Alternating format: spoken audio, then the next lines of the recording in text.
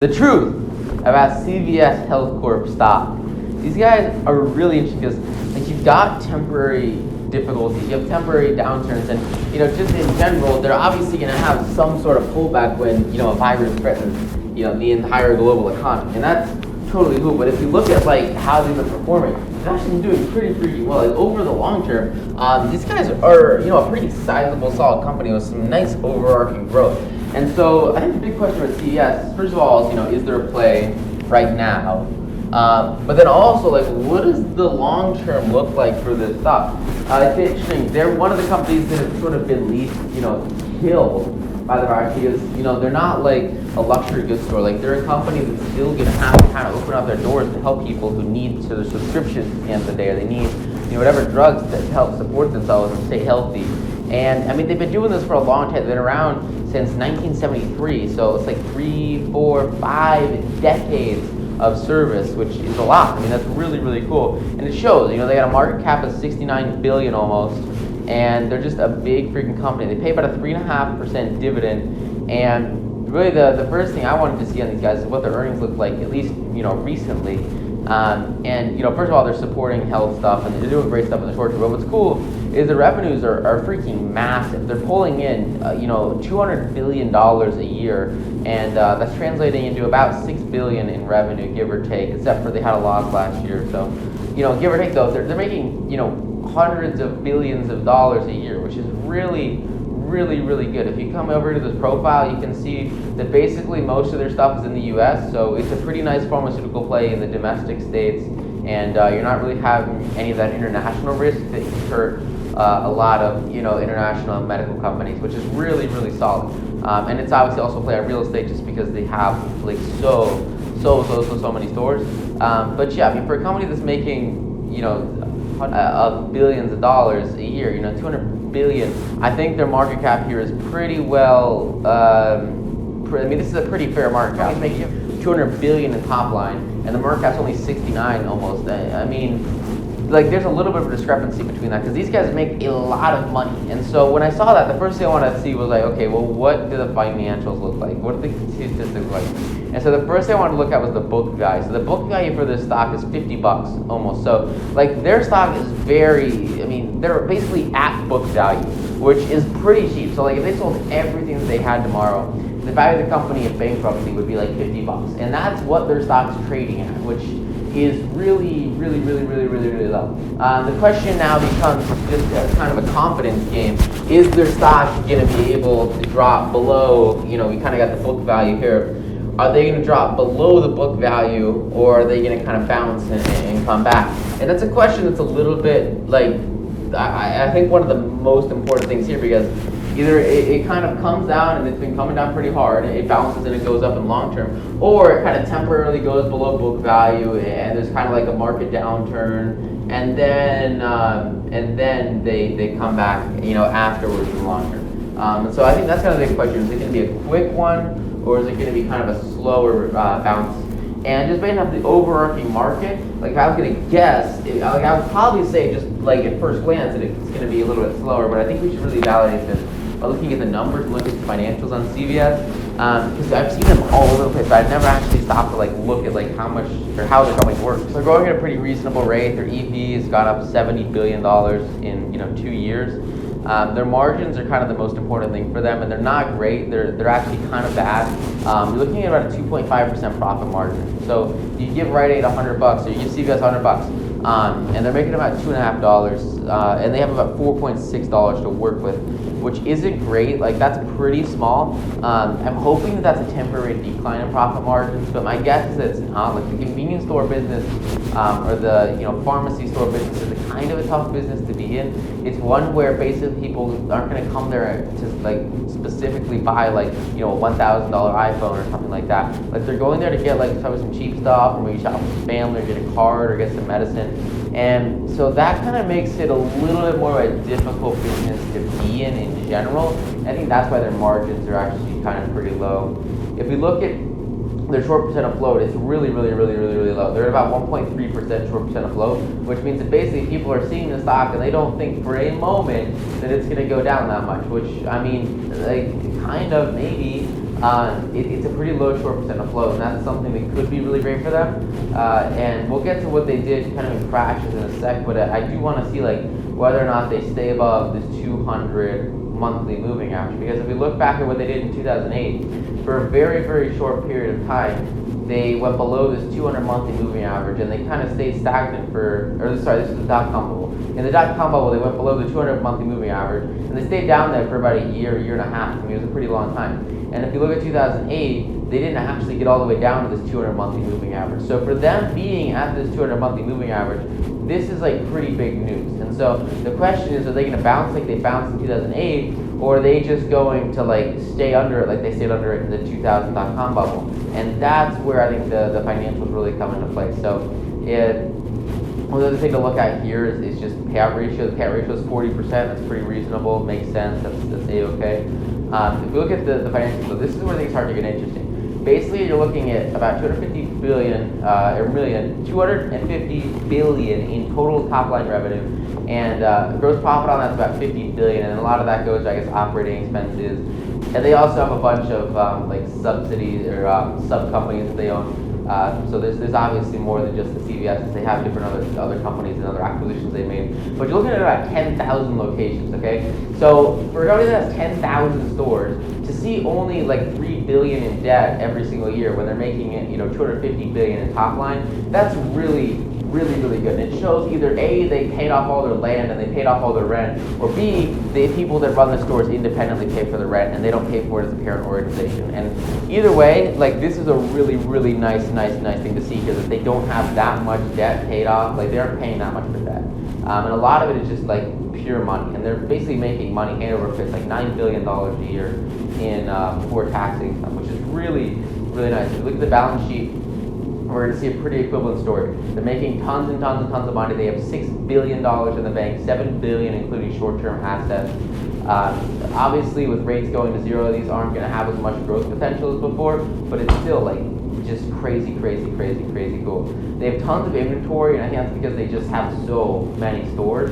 I would love to see this inventory get lower, but I just don't think it will. And for a company that's doing $250 billion a year in revenue, I don't think 17 billion in inventory is that big a deal. That's like less than 10% of what they make in a year. That's like basically the equivalent of the turnover sales of 1 month of a store operation, or the total operation of the company. And I think 1 month of inventory is pretty reasonable for like a pharmaceutical store like this.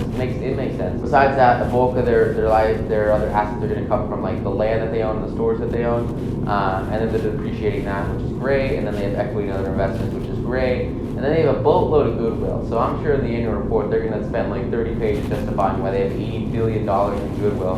So that's kind of a lot.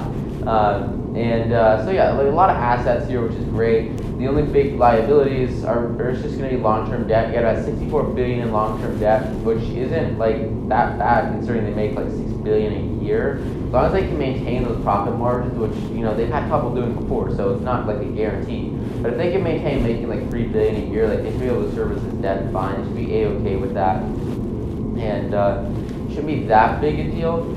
You got a really nice amount of cash just sitting in the bank. So like if they wanted to, they could take this 6 billion in cash and they could pay off like a good chunk of this debt, but it's still going to take a lot of long-term operations to pay this debt off. Like, this is not something that's going to disappear overnight. This is something that's going to stick with the company for decades to come, if you ask me. And so this is something I would want to focus on. I want to kind of keep an eye on. So I think it's going to be kind of important for these guys, just because they do have so much debt. Is sort of their weighted average cost of capital, and it looks like it's about 4%, which is actually really good. Like, that's super low for this company, especially them being a public pharmacy store. Like, that's a really low weighted average cost of capital, and their net return on that capital is usually pretty nice. Like, when they invest in themselves, they get a nice 10% to 4% return on assets, return on equity. Like, this is a really good return. They're basically taking in $4, they turn it into 10 with the money that they borrow. So they do a nice job with that, and by all accounts, they have a really solid underlying company here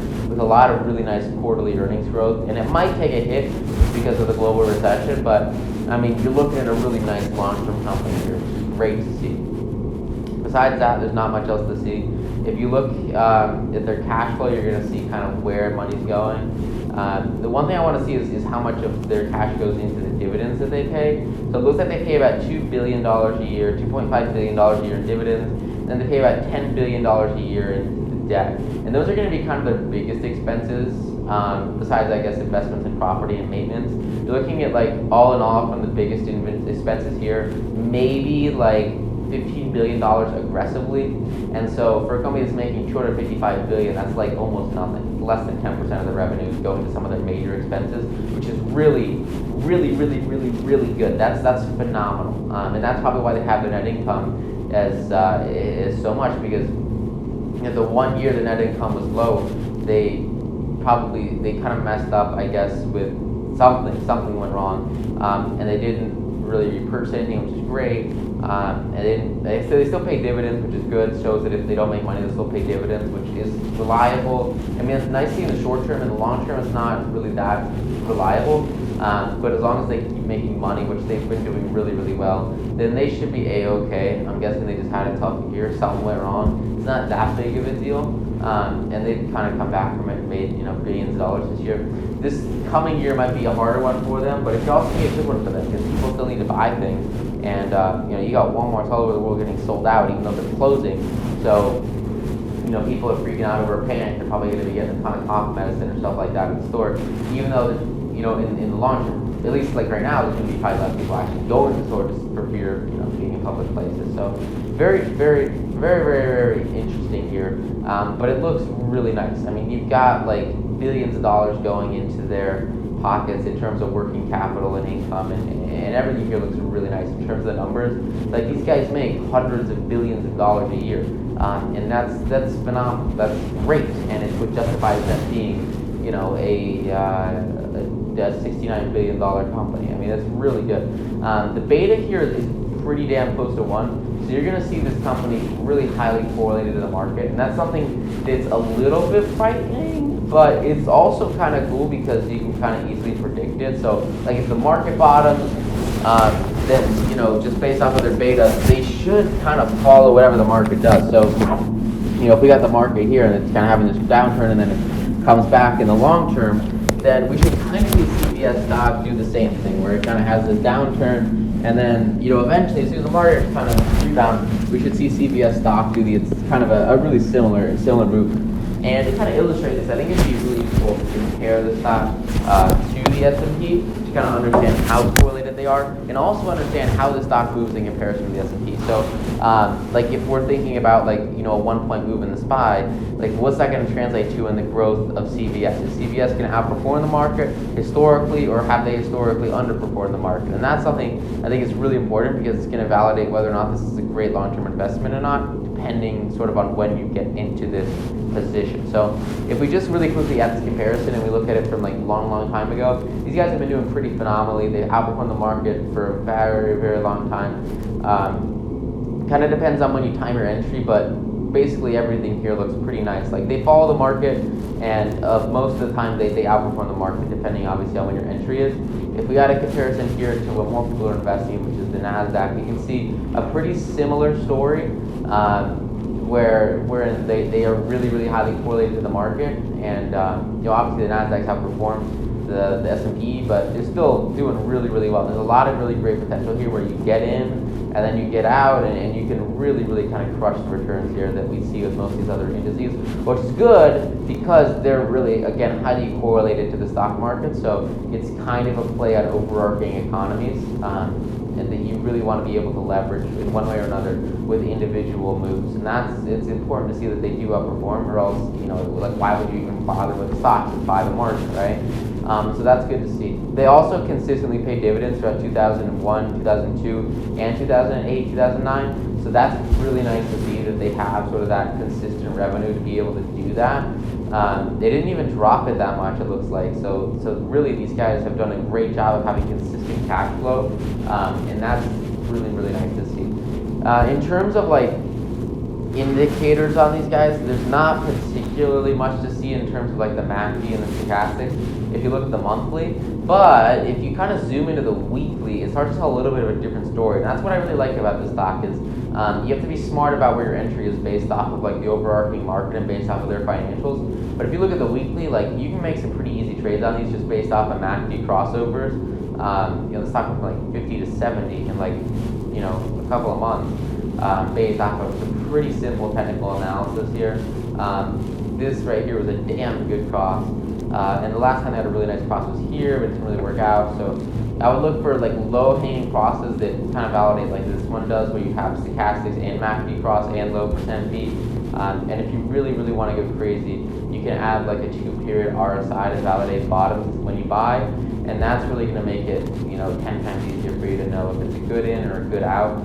Just get in when you see bottoms in that 2-period RSI alongside the percent beat, which in the monthly chart, and that's kind of exactly what you see here when it's had some really nice swings lately. So definitely a stock that swings really well. The question is like long-term viability. To understand that, I want to pull up the report, which looks pretty freaking nice. They formatted this, they put a lot of work into this, and it's pretty cool. So they start off talking about how basically they want to lower costs, and like that's pretty awesome.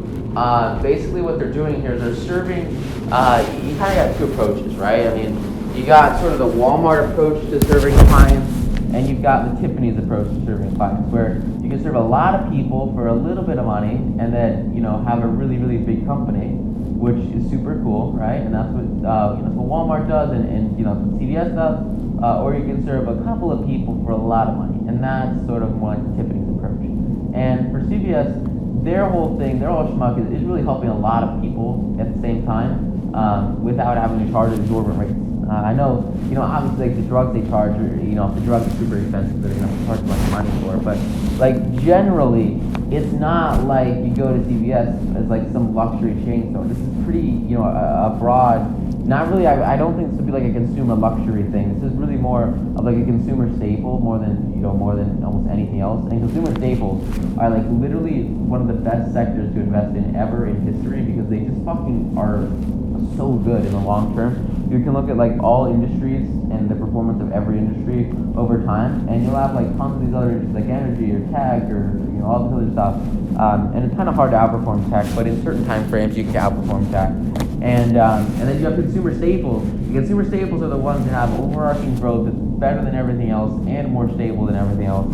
And so that's kind of one thing I like about these guys. They're in a really nice market where it's hard to go wrong with consumer staples in the long term. These guys very rarely have extended downturns. They're very rarely to go bankrupt, because at the end of the day, people are going to be going to CVS whether or not the world ends or not, assuming that nothing major like explosive happens where Amazon takes all their business because of like Amazon pill pack, or everybody sells what they sell online and they never get any clients anymore. And I guess that's really just what you're looking at with a general risk in any investment in the retail sector.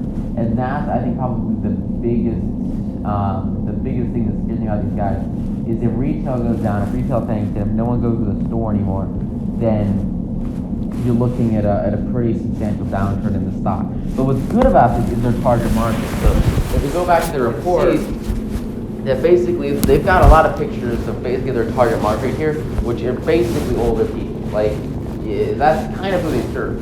And so because their target market is like American adults with chronic conditions, which is otherwise known usually as old people, you've got a really nice sector where most of the people they serve aren't like tech savvy enough to like know how to use Amazon PillPack and stuff like that.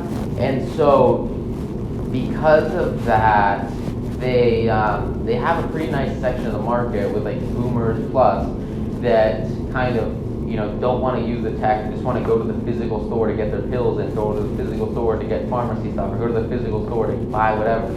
And that's a market that they serve really, really well. But in the long term, like that's a market that's obviously disappearing because people are growing up and getting older. And so looking at this like in the uber long term, like 20, 30, 40 year time horizon, that's I think going to be one of the big things that can be an Achilles heel to these guys, is if technology continues to expand and people are buying more and more things online for e-commerce, it's really going to hurt CVS. Because, I mean, like, do you know anybody that goes to CVS.com to buy things?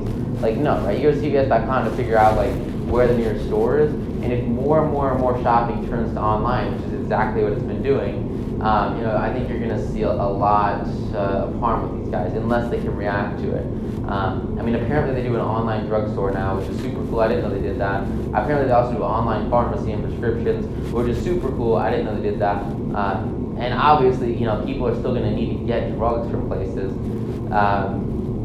But if Amazon PillPack takes off, then really there's not going to be a use for this company. So you've got a lot of competition in that space, just because the Amazon thing makes about $1,200 a year from every PillPack subscriber, even though it doesn't cost them anything more. Versus I think they make $260 or something, $700 from traditional Prime subscribers. So they really kind of have their numbers down on that sector of their business. And they paid billions of dollars to acquire that subset of their business. So the question for these guys is a question that's a tough one to answer, and it's, are they going to have long-term growth if they have a lot of competition with what they do, and if Amazon kind of sucks up the pharmaceutical business that they focus on? And that's one that is kind of tough to answer off the top of your head, but it's also one that's kind of, if people don't really need to go to as many clinics, because clinics get integrated in grocery stores and stuff, that can't really be good for these guys. So similarly, people are still going to need to go to the doctor in 20 years. They're not going to stop going to the pharmacy. And so that kind of is a plus for the longevity of the company. And so what I really want to see here is what percentage of the revenues comes from these different sectors of their business, and how at risk are these sectors to being either phased out through technology or beaten out because of competitors. And so that's kind of the big question here. So it looks like a lot of this, these are just financial highlights. So I guess $2 trillion spent on health. People spend a lot of money on healthcare in the States. There's no doubt about it. This guy Tyler Windsor, he's a freaking legend. This guy's cool. People are spending billions and hundreds of millions on healthcare, and there's no doubt about it. People pay a lot of money to have their drugs, and so they're in a nice market. And even if the Fed comes in and there's a lot more federal health regulations, they're still going to be in a great position to profit from people getting sick, which is not a particularly rare thing to happen. And especially if you have a giant pandemic threatening the world, that should in theory kind of help these guys out a little bit. But that's kind of where I want to see where their revenue actually percent to percent where the revenue comes from. Because they do a couple of different things. It's not just a drugstore. They also have other things they sell. And so I think that's kind of going to be important to see here. So apparently they sell products, they sell premiums, they sell services, and a bulk of their money comes from the products that they sell, not so much the services. They have obviously cost of goods, but what's cool is if you look at here, the revenues by distribution channel, you're going to see that most of the revenue comes from their stores being pharmacies. So that's really important to understand, because if there's a move to online pharmacies in the next decade, that's seriously going to hurt their bottom line. This is $83 billion of their 200 billion in revenue. And then I guess some of it also gets shipped out by mail. So remember, Amazon doing that exact same thing. So that's about 130 billion, which is almost half of their net income, their net revenue. It's sort of a threat from innovations in the tech space and expanding, youth that is more in tune with technology and better able to, use sort of higher tech services than CVS, which is something that scares me a little bit. But at the same time, these guys, they're really well established in the pharmacy space. So they've got really great brand recognition and overarching product and brand longevity that should kind of help it sustain a quality price over time. And so that's sort of where the question comes in of what the risk is here. And it's a tough one to kind of determine. And then a couple of smaller numbers here come from other stuff. It comes from just selling stuff inside of their stores. And I think that's pretty reasonable. I think that makes sense. So I guess the pharmacy gets people there, and then it's also a drugstore. And so that's probably the big takeaway here, is that you've got half of the revenue coming from people just buying things, low ticket things that are in a store, groceries, that they specific stuff like that. And then another half of the revenue comes from pharmacies. So you got kind of two sides to this business. And both sides of these businesses are generally pretty solid, right? So over here you have just like general day-to-day products, and over here you have, the pharmacy, you got drugs, right? And like this part right here is pretty solid because, unless you're gonna go all the way to a grocery store, you can get some pretty good stuff at a pharmacy, like stuff that like you just kind of need at once. And it's just like convenient shopping, and so like this brings in a good chunk of money. It's not like as much money as Whole Foods is gonna make by any means, but like it's pretty solid. And over here you have the drug side. Right now this brings them in a ton of money. This does really, really well for them. And I guess the question is like, can this get phased out by technology?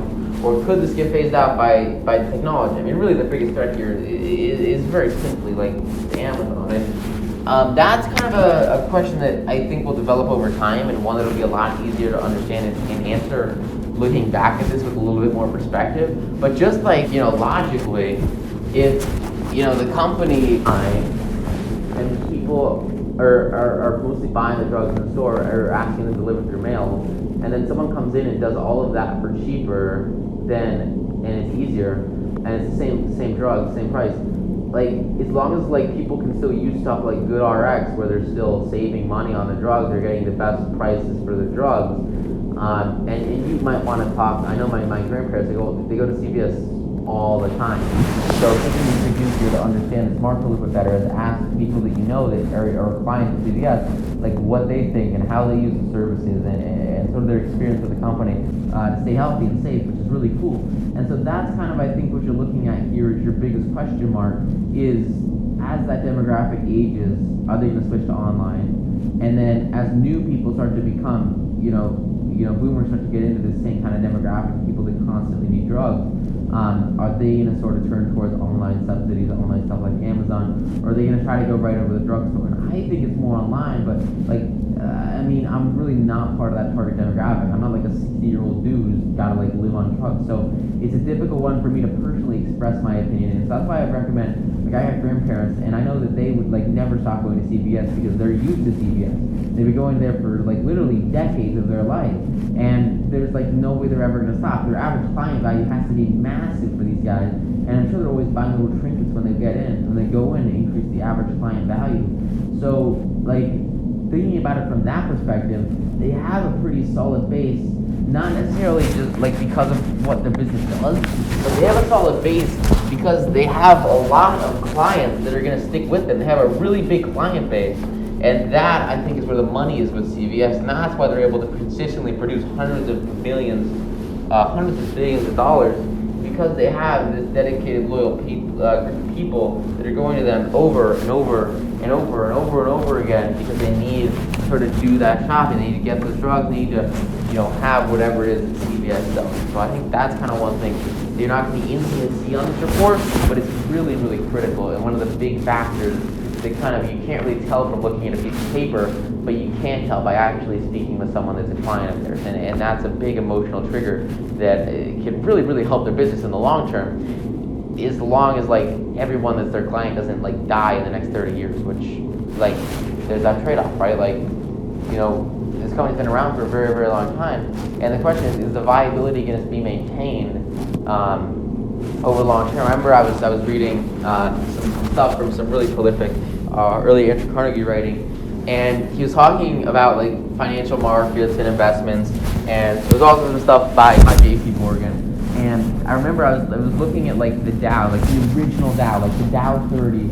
It was like the Dow 16, I think, when it started. There was like 16 stocks, and I think maybe like 4 of those stocks, just based off of the top of my head on some memory, I think 4 of those original 16 stocks like still exist today. I don't think they're on the Dow, and this is back in like 1920 or something. And then the rest of them just like went bankrupt and don't exist anymore. And they were stuff like coal mining companies or oil companies or Standard Oil, stuff like that. These don't even exist anymore.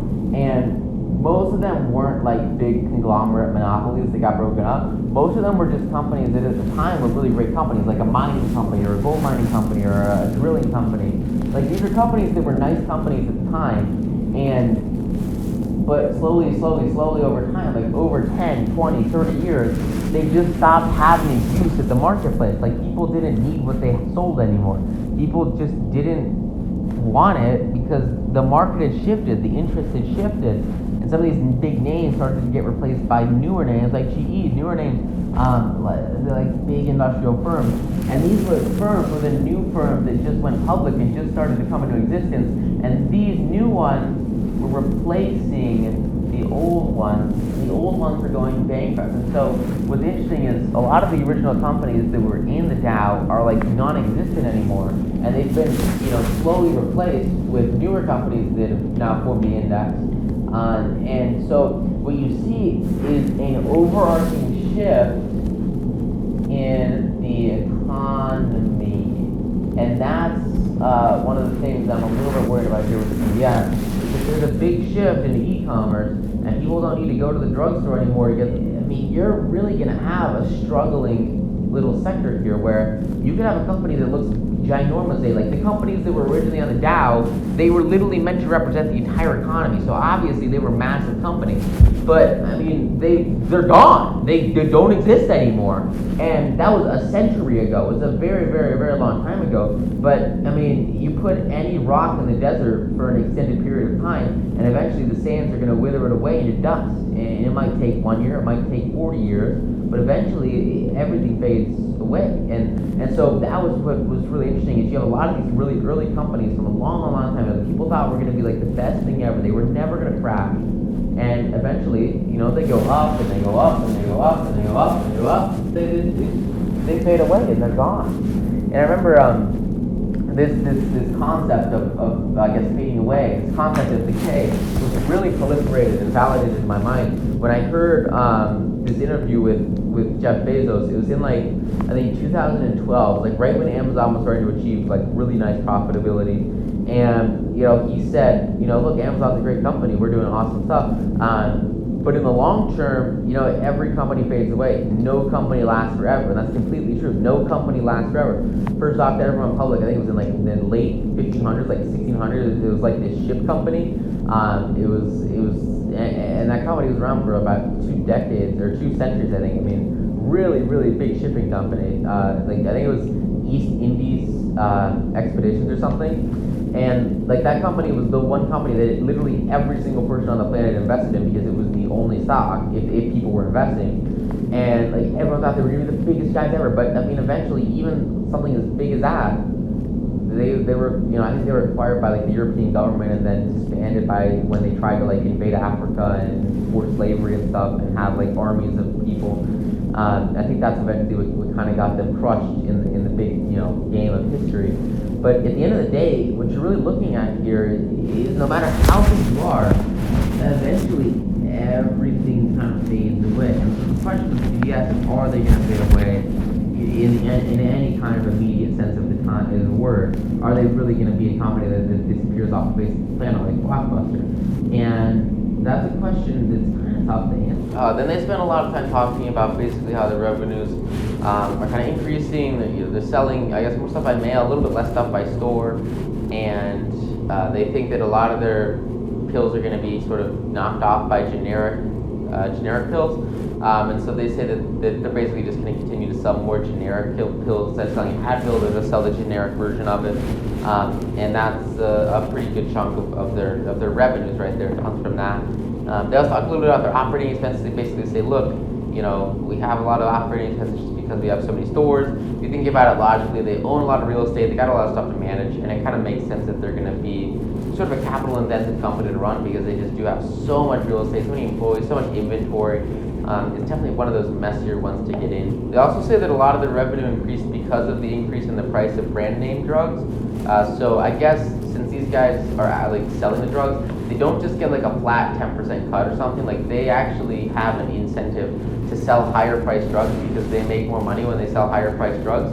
So kind of an important little nuance to notice there is that if drug prices increase through specialization and stuff, then they're going to get more profits based off of more drug development. And I don't know if you guys have seen pharmaceutical companies, but pharmaceutical companies everywhere are developing more and more specialized drugs like no one's business.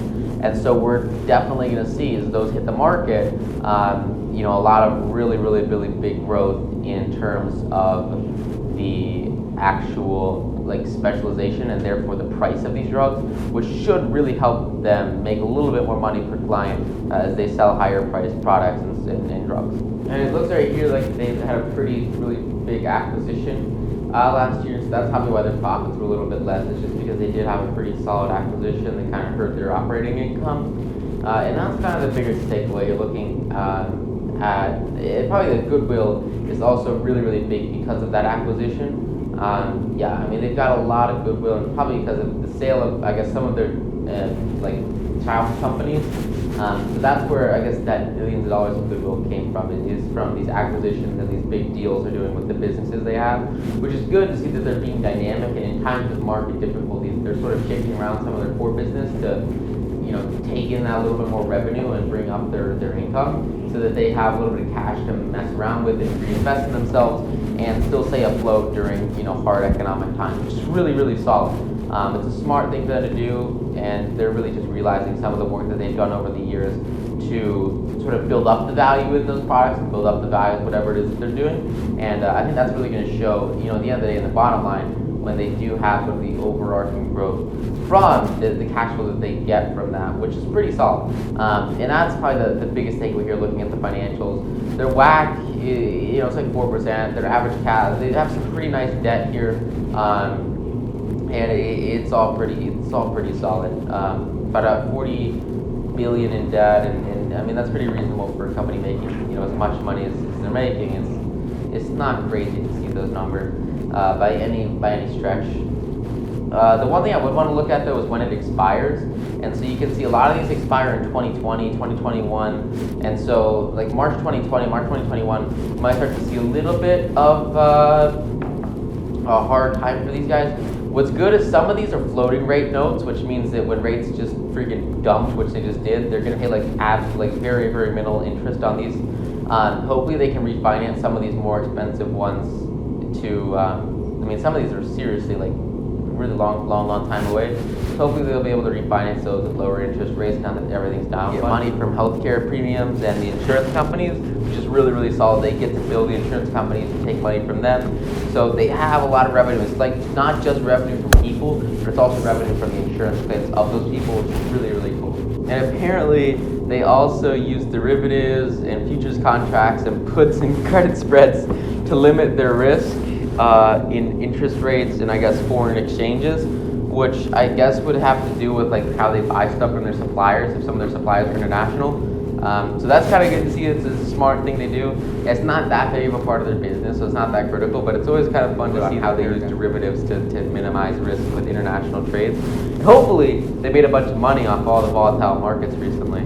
Here we see kind of how the stock's been doing compared to the market. It isn't like great. It's been going down. The markets has also been going down lately. We see they've been lagging mine just a little bit, so kind of a potential here for sort of a shorter term reversal trade if it does have that potential with the overarching company. Like as long as they make money, you should be looking, I mean, at a pretty solid company in the coming years. It's not like that difficult to think that they would continue to do well, because they've been doing pretty well historically.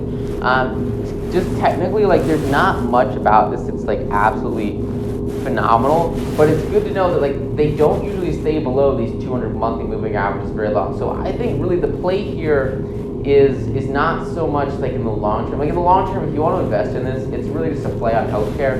And if you think that market sector is going to do really well, like I'm not super in sync with that market sector, and similarly, I haven't seen massive returns in that sector like ever. And so I think CVS will kind of be similar with everybody else. Like there's money here for sure, but it's not like ludicrous money. And so like in the long term, it's not like, I mean, you can invest in it and it'll probably go up, but like whether it'll go up faster than the market is really up in the air. I mean, they're not like in a super massive outperforming stock with super huge growth rate. I mean, it's a pretty basic business model and a pretty stable industry. But it's not like one that's growing really quickly. Unless you have like some kind of technical setup, there's not much to trade here. I mean, you know, historically they've had nice setups and they've done cool things. I know, like if you look at it right here, they had a pretty nice head and shoulders setup. But I mean, besides that, like there's not much really to mess around with on this company or this stock. if you look at the weekly and you look at sort of the Bollingers really quickly, you'll see that they could sort of kind of be in an interior Bollinger Band F setup. It's not like phenomenal, but I mean, it could sort of be an interior Bollinger Band M setup. And if it was, you'd really be looking at the price from kind of here to here to here to here.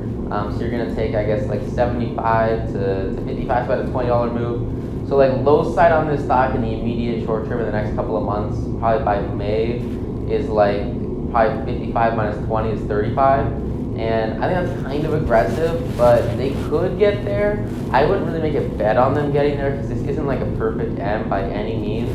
But what I would like to see is once they do get to 35, if they can kind of consolidate for like half a year and then start to edge their way back up towards this moving average, I think that's really where you can start to see some nice trades here. So here's kind of your M setup, and if we just kind of take the height of this M, we'll call it from here to here, a little more conservatively right about here, and you just kind of add that to the bottom. You're looking at a price target of give or take 35 bucks. And I think like if they can complete this setup and they go down to that and kind of consolidate for a good chunk of time and stay sort of below their moving averages, especially below that monthly moving average right here. Like if they can stay kind of below this monthly 200 for maybe a couple of months, what we're looking at here is a pretty nice span of consolidation, and then they should be able to kind of break out of that and have sort of like an overarching long-term reversal where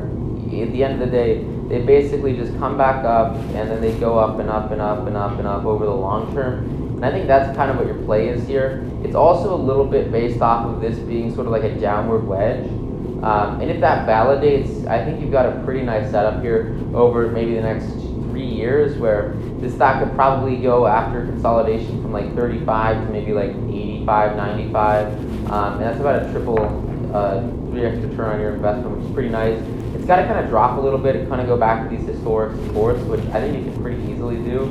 And as long as like it kind of does that and it spends a good chunk of time here consolidating, you're looking at a pretty nice return here, a pretty nice company, assuming that it works out. It's definitely not like a surefire, like guaranteed one. It's a little bit more out there, and it's not out there in the sense that it's risky. It's out there in the sense that this is basically a market play, and it's very highly correlated to the market. And so I think that's going to be really, really reflected in the options pricing on CVS. If we look at like 6-month options on these guys, what you're really looking at is, give or take $5, $6 calls at 55 strikes. So if you're looking for this thing to move, 20 bucks, you could probably like quadruple your investment. If you're looking for it to move like 40 bucks, you could probably 8x your investment. And it's a pretty nice trade in that regard. But again, it is really kind of dependent on the overall market. So the market's got to do well. The market's got to do poorly for this to do well, for this to do poorly.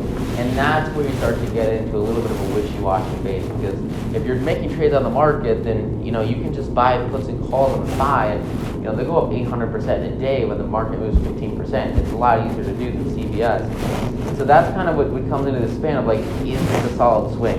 And like for me, unless if this thing consolidates and it goes down to like 40 or 35 and it kind of sits there for 4 months, then maybe this could be a solid flip. But I mean, unless it's like something that's like just stupidly good about this position, like it's kind of tough. Is this could bounce up here? Like I don't really know if it bounces or not. And the financials, like the reports and the company itself, it's not like a golden goose. It's a pretty normal-ish company. There's not like anything about it that screams this should outperform and crush it.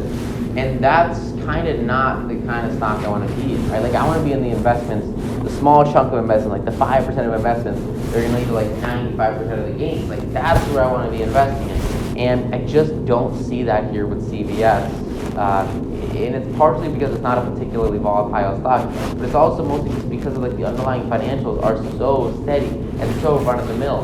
And like having a drugstore is such an insanely boring business with such slow long-term growth that like you could have a nice portfolio with this in it, but you could also just buy any index ever and have almost the exact same performance with a quarter of the risk. And that's kind of, I think, the big takeaway here with CVS is they have like this role that they fill in the healthcare market where they're not as risky as drug companies and they're not as safe as like wholesale companies, and they're sort of just in this middle ground that isn't really well established or well defined, and it doesn't really have that much of a potential for quick profit. I mean, you're looking at moves here. These moves honestly take like a year to happen, and if you're looking at trading options on these for a year, really the premiums that you're going to be looking at are upwards of, for a stock that's only $50. I mean, that's not really a solid play. You want to see, like, my high side top 100% match is I'll pay like a 10% a premium that is the equivalent of 10% of the price of the stock. And anything more than that usually just doesn't freaking make sense. And that's just kind of what we see here with CVS, is the short-term volatility is not there. The long-term sustainability is there, but it's not particularly predictable or like easy to understand. And there's not a great middle ground in between because of the way the stock is positioned in the marketplace. So fortunately, I just don't see much with these guys. I mean, like I said, unless they consolidate and they do what we just said, like if these guys consolidate and it looks like a really perfect setup, then I might snap up some calls at like 35 in like a half year for a shorter time frame with a target of like 64, and that would give you an inherent value of like $30 or $35, and that would give you a net return of about 67x. If that happens, look, I'm not gonna lie, I'll take that 67x return like no one's business with a risk of about 40% on the downside. But besides that, it's just not a big fan. So in time, this could be nice. I would definitely recommend taking another look at it in a couple of months and coming back to this stock, because it looks really solid. And you know, if it does come down to this point right here, then you're going to be looking at a pretty nice position here with a really solid play, as long as this company doesn't freaking go bankrupt. It's kind of hard to go wrong with the stock. Like in the long term, they basically only go up. The only thing that could really stop that from happening is a massive shift in the way that people deal with their pharmaceutical drugs, which is kind of unlikely to happen in the next couple of years. But I mean, unless Amazon comes and changes the world, you're really not going to see that much volatility here. It's a pretty well-established company that, in the long term, I don't think the prospects for it are like phenomenal, because there is just so much innovation in the drug space. But in the short term, you know, for anything like about 5 years or less, you don't have that much to worry about here in terms of sector risk. It's a pretty solid, expanding, stable sector, and we're going to see that probably reflected in its price as it kind of recovers after this, and hopefully recovers around the 35 mark. And I would love to grab some calls if it goes there and it breaks 42. I think that's probably the really big takeaway here with CVS Health.